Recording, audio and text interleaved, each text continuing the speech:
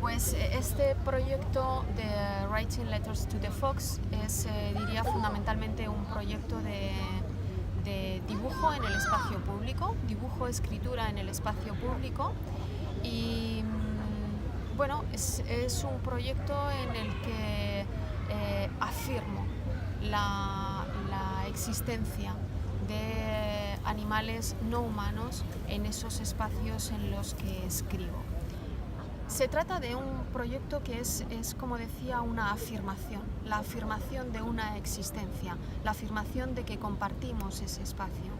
Y es un proyecto que lleva un mensaje no a un público especialmente interesado por la práctica artística, sino a un público que sí que creo que tiene cierta sensibilidad medioambiental, ¿no? Porque es un público que está vinculado a las prácticas deportivas. Entonces, desde este punto de vista he encontrado, ¿no?, mucha coherencia en utilizar herramientas pues, como Strava, Wikiloc o MapMyTracks, que son herramientas que normalmente son utilizadas por el colectivo de deportistas, ¿no?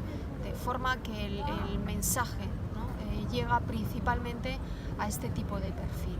Creo que bueno, forma parte, ¿no?, de las herramientas o de los recursos, ¿no?, de las estrategias artísticas, y es apropiarse de canales de difusión, de canales de comunicación que no son forzosamente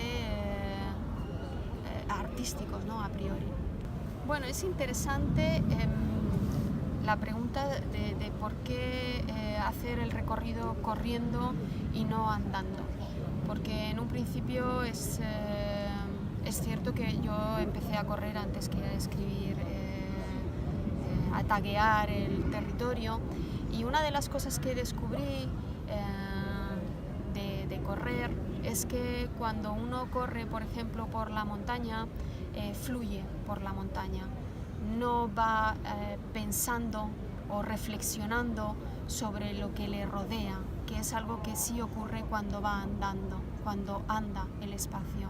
Entonces, creo que el hecho de correr está más próximo a la dinámica de desplazamiento de otros animales, y en este sentido me interesa mucho también que por ejemplo, hay especialistas como John Young que dicen que tenemos muchas más probabilidades de encontrarnos con un zorro o con cualquier otro animal si vamos corriendo que si vamos andando. Y es porque cuando vamos andando nuestros movimientos son mucho más predecibles, y cuando corremos no lo son tanto, formamos más parte de esos movimientos, ¿no?, que acontecen, ¿no?, en el mundo natural.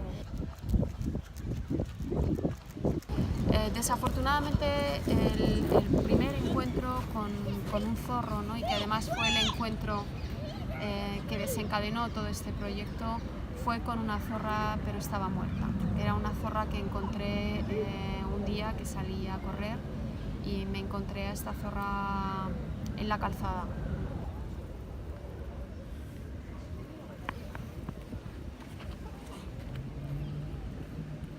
Para poder escribir en el espacio público, y sobre todo para poder hacerlo con las limitaciones de las herramientas tecnológicas que estoy utilizando, descubro muchas fronteras, y entiendo que estas fronteras lo son para mí cuando intento escribir y lo son también para los animales cuando intentan desplazarse.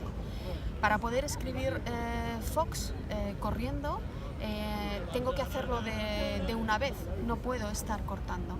Con lo cual, cuando me encuentro con una barrera por la que no puedo pasar, pues pongamos por ejemplo una valla en un parque, una zona acotada en un parque, Entiendo que eso es una barrera para mí, pero también es una barrera muchas veces para que los animales puedan desplazarse en el espacio.